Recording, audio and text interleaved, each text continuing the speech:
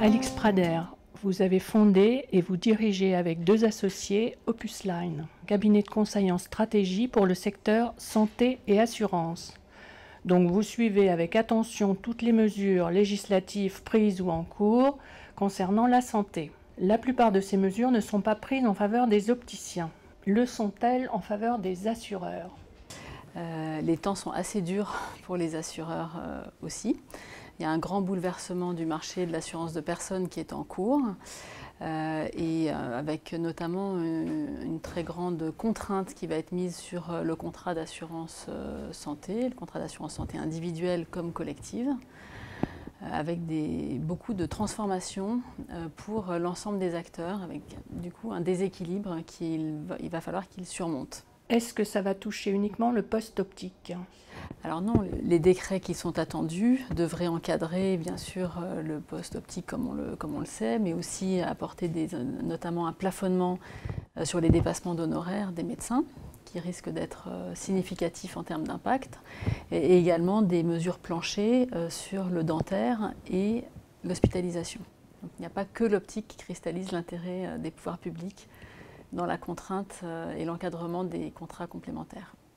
Maintenant que tous les OCAM peuvent ouvrir des réseaux de soins et pratiquer les remboursements différenciés légalement, qu'est-ce qui va changer? Ces réseaux de soins vont-ils se développer, se renforcer? La loi Leroux, certes, donne un cadre pour les réseaux optiques et ce cadre, finalement, il va permettre, ou en tout cas encourager très certainement une généralisation de démarches qui ont une dizaine, une quinzaine d'années. Donc, je dirais qu'il n'y a pas d'innovation par rapport à ce sujet, mais simplement ça va poursuivre dans la même tendance. Après, ce qui change, c'est que le monde de l'optique et la prise en charge de l'optique va être assez impacté par les décrets autour du contrat responsable et des seuils fixés par l'ANI.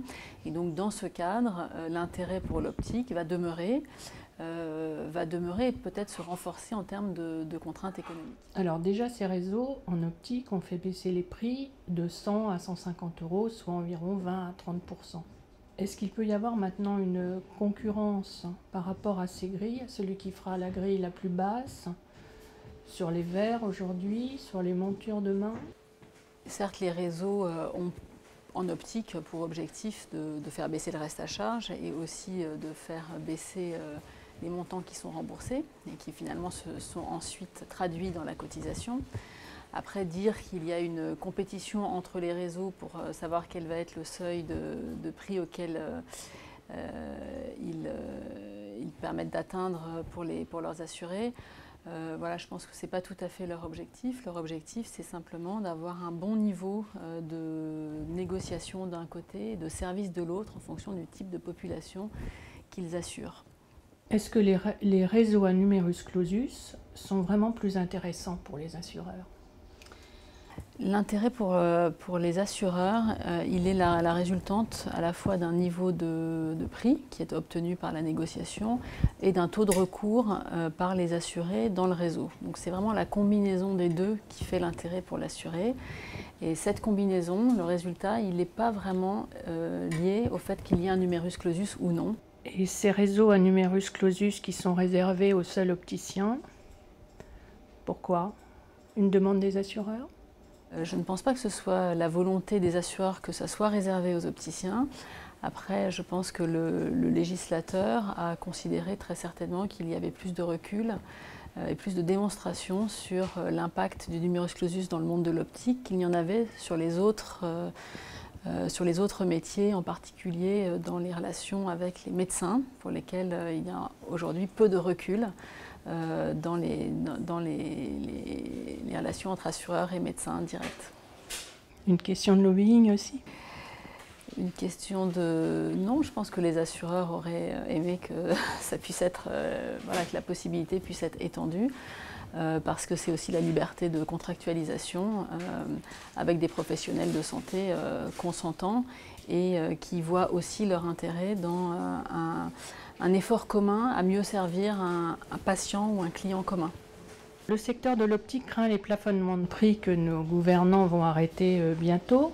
En est-il de même dans l'assurance complémentaire santé? Alors les assureurs craignent aussi l'encadrement des conditions de leur exercice. C'est aussi un énorme bouleversement pour les assureurs d'un point de vue opérationnel, d'arriver à opérer les transformations qui sont demandées d'une part dans les décrets contrats responsables pour le 1er janvier prochain, a priori, et puis d'autre part dans le cadre de l'accord national interprofessionnel dans le domaine de la collective pour le 1er janvier suivant.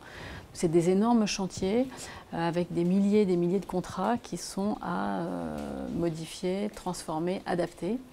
Voilà, les assureurs sont sous cette grosse pression opérationnelle qui est imposée par le législateur. Est-ce que l'optique va toujours intéresser les OCAM? C'est vrai qu'on vit une situation paradoxale dans laquelle l'optique était un des postes phares, notamment dans la commercialisation, et le niveau élevé de prise en charge est expliqué par cet intérêt fort dans le processus commercial.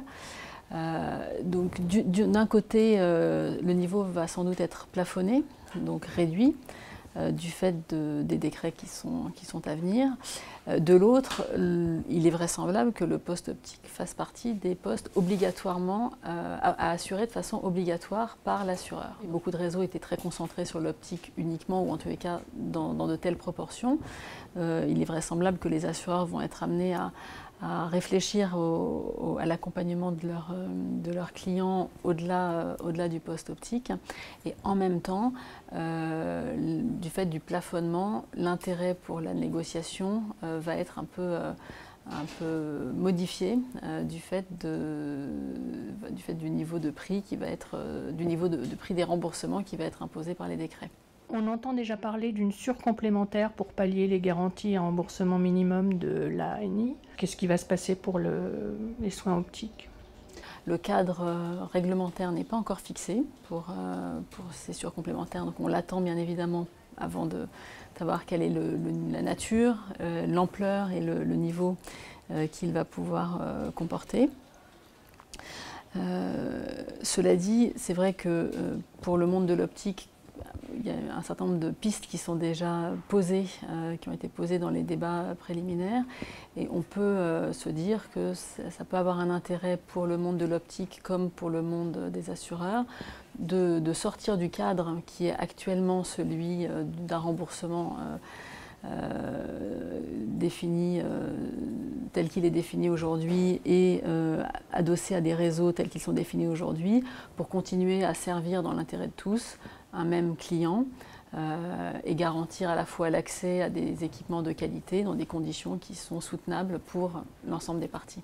Le monde de l'optique va être amené à se réinventer pour prendre en compte les évolutions réglementaires et continuer à bien servir les clients qui viennent dans les magasins et qui en même temps sont des assurés sociaux et des assurés de complémentaires santé, dans un cadre qui va dépasser celui de l'optique. C'est-à-dire que les assureurs vont être amenés à déployer ce type de démarche sur l'ensemble des postes et l'ensemble des situations dans lesquelles sont confrontés les assurés, que ce soit la maladie aiguë, la maladie chronique, le vieillissement et également tout ce qui tourne autour de l'hôpital et des évolutions qui vont arriver sur le secteur hospitalier.